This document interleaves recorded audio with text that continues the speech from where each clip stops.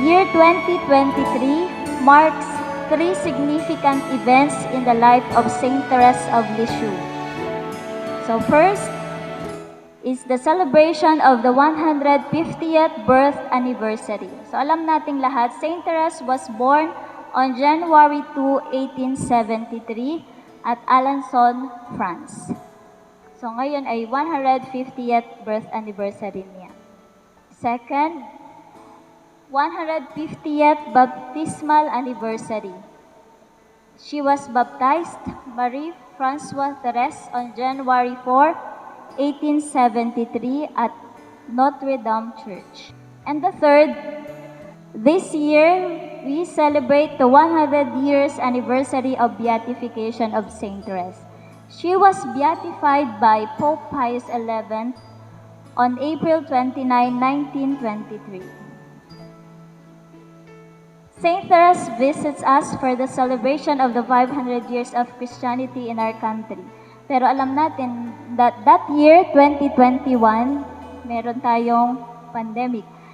Kaya ngayong 2023 siya nagkaroon ng pagkakataon na magbisita sa atin. It coincided that this year also, Saint Therese was honored by UNESCO.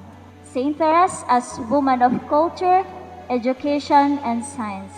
So ano po yung UNESCO? Alam na nating lahat yan. United Nations Educational, Scientific, and Cultural Organization.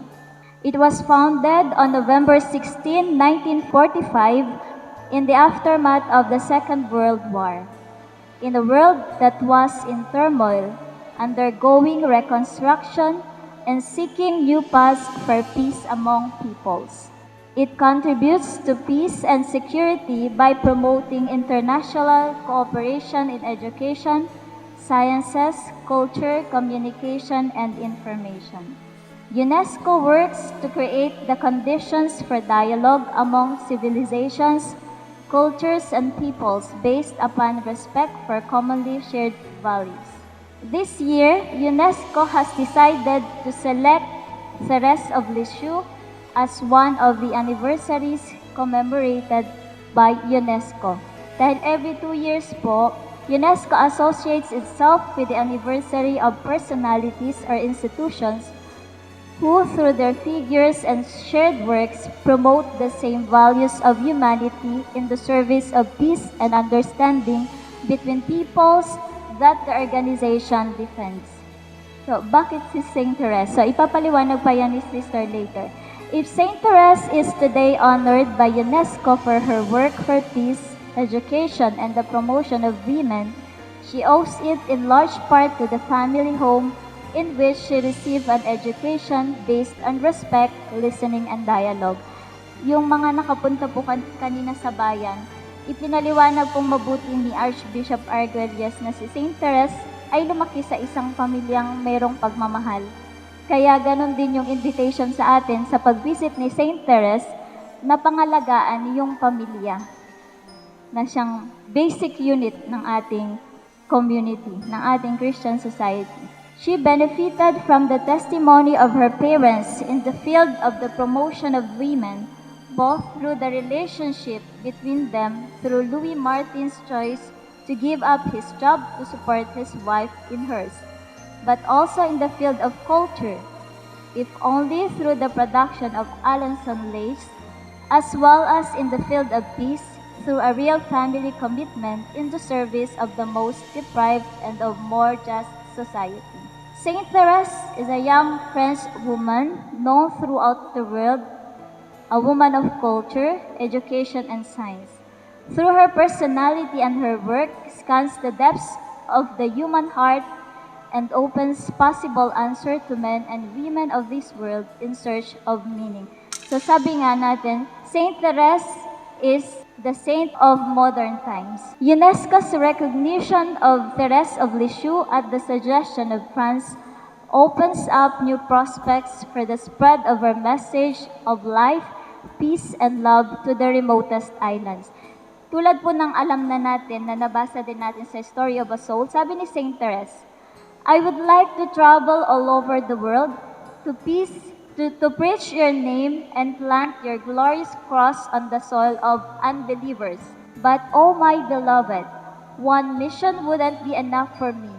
I would like at the same time to proclaim the gospel in the 5 continents of the world and even to the most remotest islands. So, sinabi yan ni Saint Therese. Kung sa word ni Saint Francis, ito yung sinasabi niyang periferis, yung nasa mga laylayan.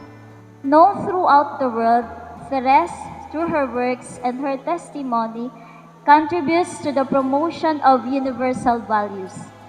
Through the quality and depth of her life, she speaks a language that transcends borders. Ano yung language na yon na madalas niyang na isinabuhay niya talaga? Ito yung language of love. Tulad ng sinasabi niya, my vocation is love. Nakabisadong-kabisado ng mga sisters. Thérèse of Lisieux was a nun who died at the age of 24 and is best known for her posthumous publications, including the History of a Soul. This celebration will contribute to bringing greater visibility and justice to women who have promoted the values and peace through their actions. Given the fame of Thérèse of Lisieux in the Catholic community, the city of Lisieux being the second most popular place of pilgrimage in France after Lourdes. So, ito yung parents of Saint Therese of Lisieux, Saints Louis and Martin. Alam na natin na they were beatified on October 18, 2015 by Pope Francis. So, ito lang yung mga ilang background kay Saint Therese. Hindi na namin dinamihan kasi alam niya na to. The celebration of her birthday can be an opportunity to highlight the role of women within religions in the fight against poverty and the promotion of inclusive quality education for all as key factor in poverty eradication and foster peaceful, inclusive societies through education, including peace and human rights education and the provision of education in emergencies. Encourage dialogue between cultures, the culture of peace and non-violence, and inclusion in line with the Sustainable Development Goals of UNESCO. Kung mapapansin po natin, yung UNESCO, nag-focus sila dun sa celebration ng 150th birth anniversary ni Saint Therese. So, isinama lang din po namin yung 150th anniversary ng kanyang baptism para dun sa mas maging religious ang meaning nung kanyang visit. Para mas mapalalim natin yon.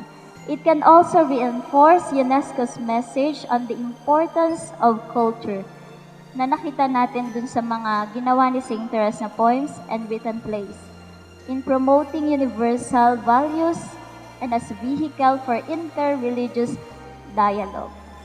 So at the suggestion of the Shrine of Lisieux, France has chosen to present the figure of Thérèse of Lisieux, born in 1873 with the support of Belgium and Italy. France also presented Gustave Eiffel, who died in 1923. Each member state of UNESCO may then nominate one man and woman for inclusion in the list of anniversary with which UNESCO could be associated for the next 2 years. Ito yung tinatawag nilang biennium or biennial. At ngayon ngang 2 years, si Saint Therese yung kanilang napiling figure. So, why Therese is nominated by France to UNESCO? Ito po ipapaliwanag sa atin ni Sister Rosalina. Ang isi-share ko po ay kung paano nga si Saint Therese na-nominate ng France sa UNESCO. So, sa historical background po, ang authorities ng Basilica ni Saint Therese ang nagsuggest sa France na i-nominate si Saint Therese para sa recognition ng UNESCO. So, why Saint Therese is being nominated by France and why the UNESCO selected and recognized Saint Therese. So, that will be our topic. So, there are reasons. The first reason, because she has become the universal figure and ambassador of France. Second, she is at the heart of political developments. Third, because of her works. Alam ninyo ang mga gawa niya. And then, because also, she has become Doctor of Science of Love. And last, because of her being a nature lover. And also, sustainable development activist, taken by Pope Francis in his encyclical Laudato Si. So, why Therese become universal figure? In fact, di ba nasa Carmel siya, hindi siya dapat nakakahalubilo ng mga tao. So, naging known siya after her death. So, Saint Therese died on this September 30, 1897. And he lived here on earth only for 24 years. In a short years of her life, she understood the essential, what is essential in her life and her relationship in the world. So that particular itinerary opens up for her to become universal figure. And then Thérèse contributes to France's influence in the world through her works, especially the autobiography of Saint Therese, The Story of a Soul. So, in her work, she becomes a woman of culture because she carries like a standard the torch of universal love and peace offered to all people. And also, in her work, manifests her intelligent intellectual approach that can be seen as a bold spiritual revolution in favor of the primacy of universal love for all people. So during that time that Saint Therese was being known, that was the time of First World War. And then before he entered the convent, she had a long journey through France, Switzerland, and Italy. And that experience broadened her horizon to other cultures. When she was in the convent, she supports young missionaries and looked towards Africa and Asia. Kaya na-dream pa niya na gusto niyang pumunta sa Vietnam. And then today, France and other communities and abroad keep the spirit of Saint Therese alive. For example, the bells of the Basilica of Lisieux. Every time they ring the bell, their melodies is in accordance with their mottos, and they're asking the name of Saint Therese. Sinasabi nila, ito yung melody ng bell nila. Thérèse, protector of peoples, with their motto, I ring the call of people to unity in love. Parang katulad ng ating ginagawa dito sa kumbento pag alas 8 ng gabi, nagbebel tayo at purpose ng ating bell ay para sa ipagdasal ang mga kaluluwa na nauna na sa atin. So, the sanctuary of Lisieux is visited by more than 1 million people from all over the world every year, except siguro nung nakaraang pandemic. On the 5 continents, many establishments in the field of education and health bear her name.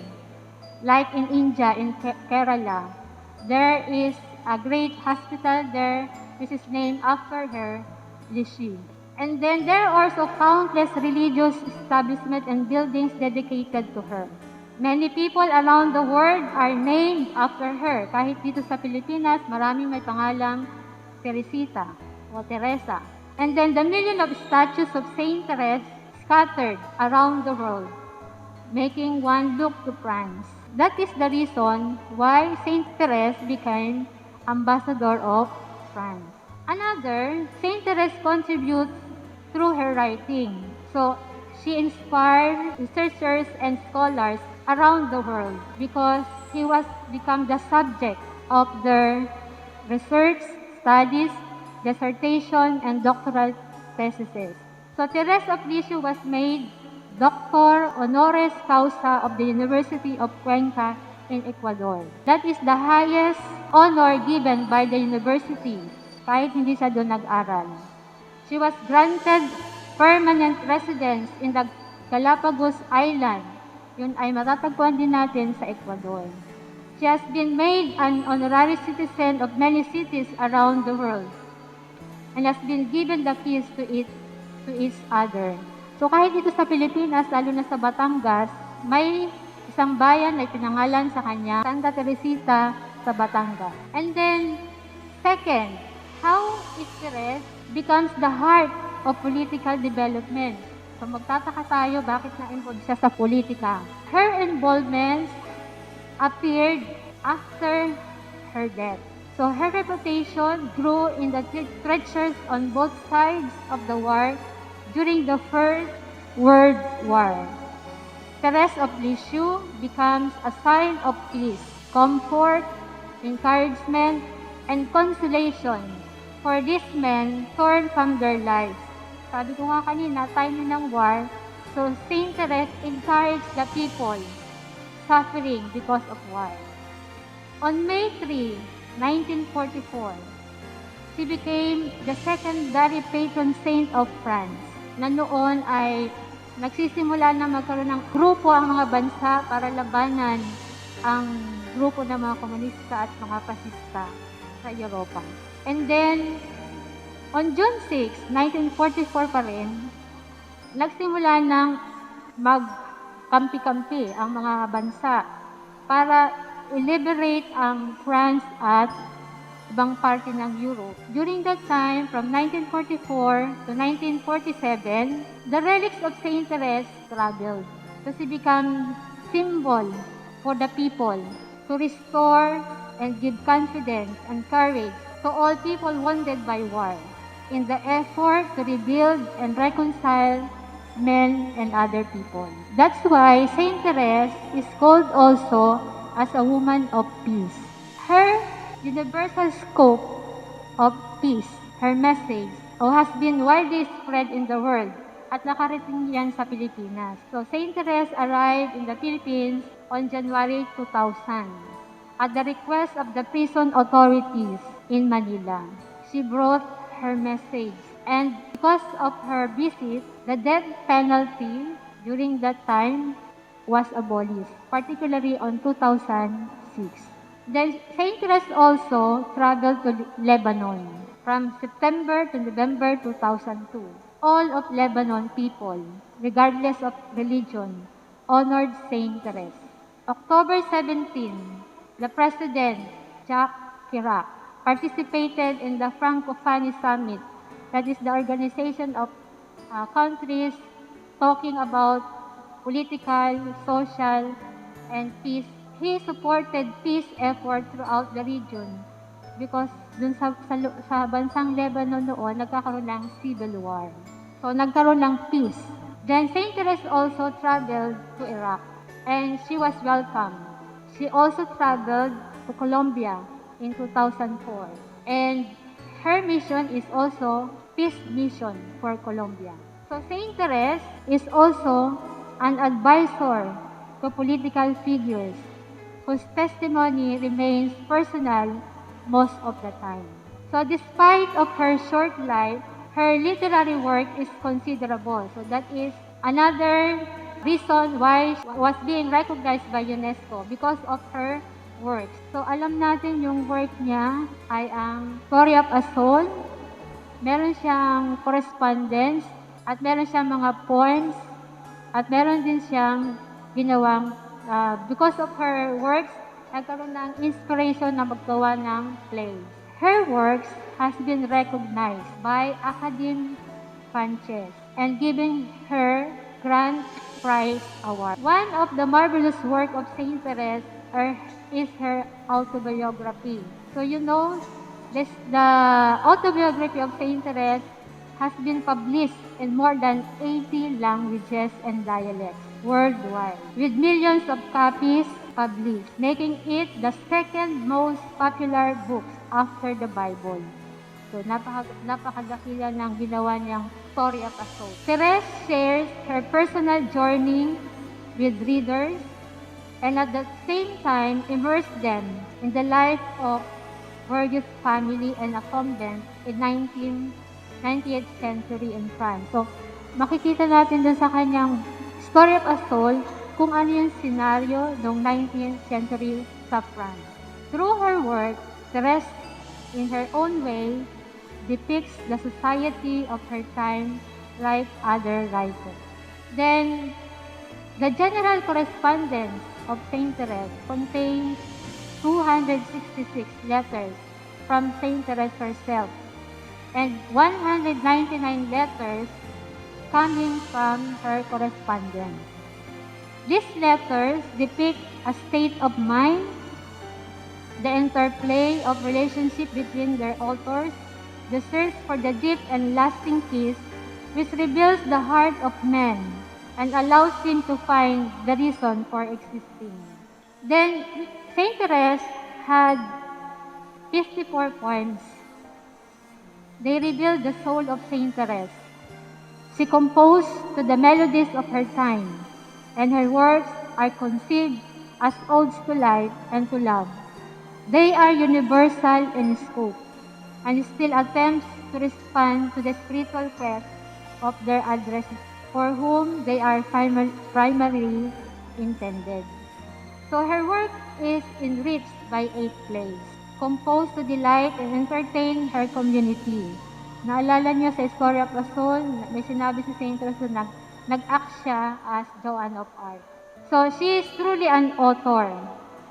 And each time, she distilled the universal message that lives within her in favor of love, peace, life, and reconciliation.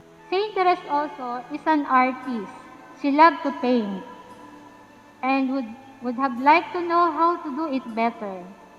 Art is like an extension of her thought, allowing her to say and communicate more. A woman of conviction.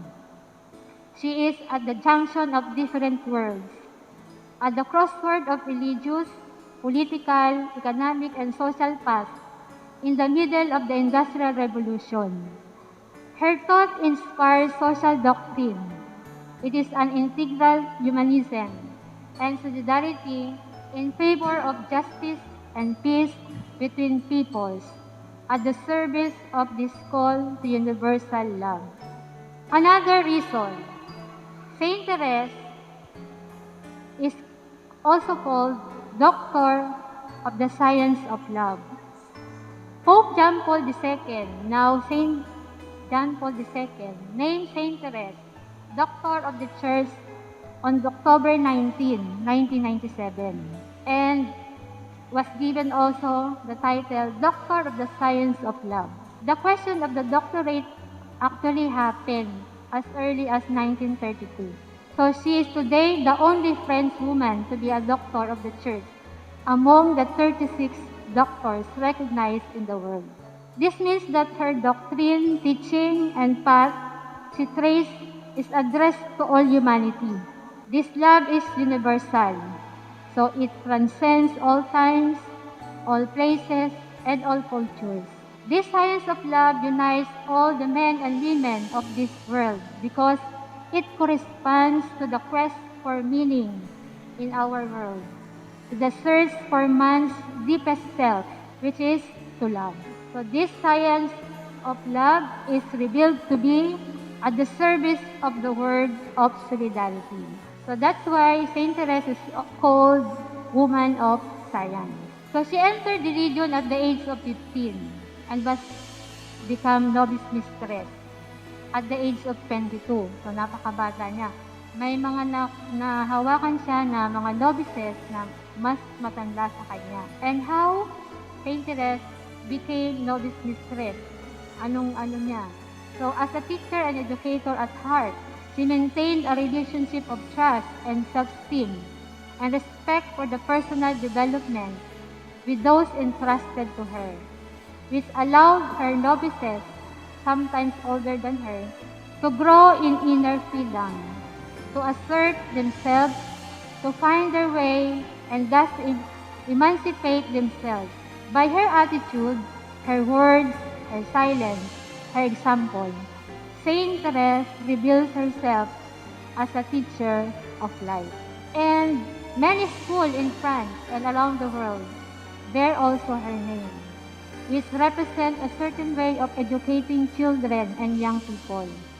Today, the spiritual closeness of Saint Therese allows so many people on the 5 continents to benefit from this same invitation to follow this path of inner freedom, which is quite simply the path of spiritual childhood that she discovered and whose experience she shares with those of our contemporaries who received her message and let themselves be touched.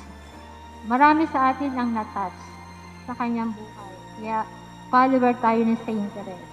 Another reason, the last reason, she is a nature lover and sustainable development activist taken up by Pope Francis. So according to Pope Francis, the contemplation of nature made Therese aware of the depth of the human person.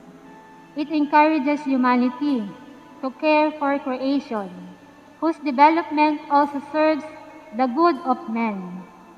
Therese's relationship with nature from her earliest years through the elements such as the sun. Makikita natin sa mga writings niya, lalo-lalo sa Story of the Soul, gumagamit siya ng mga figure na nanggaling sa nature. Example, sun, animals, ito flowers, the sea, the countryside, trees, and the earth, gives fruit to her universal message of love and reconciliation. She places it in a global economy, an ecology at the service of man, a society that takes into account the integral man. The education she received from her parents in the family opened her to this principle of life.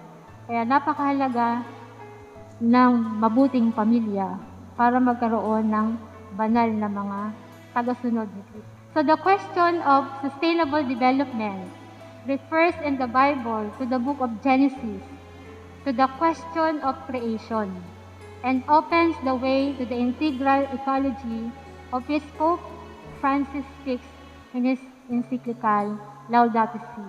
It invites men and women of goodwill to take care of our earth, our common home, and ultimately to respond to God's plan in His work of creation that He continues to instill day by day throughout the world. Taking care of the common home also means taking care of the people we are or are not in a relationship with. A common house is made for the meeting of those who live in it. So Pope Francis, in his encyclical, draws on the example of Saint Therese and says in substance that integral ecology begins here and now, precisely with a smile. Di ba yun ang turo sa atin ni Saint Therese? The spirituality of smile. A benevolent attention, a smile, an outstretched hand, which bring men and women of goodwill into contact with one another, and awaken in them the desire for a common house where it is good to live, respecting the traditions and cultures of those who inhabit it. It is the missionary desire of Saint Therese expressed here, to go out to meet the world in order to share with as many people as possible what makes her live and desire to continue to do good on earth. Maraming salamat po.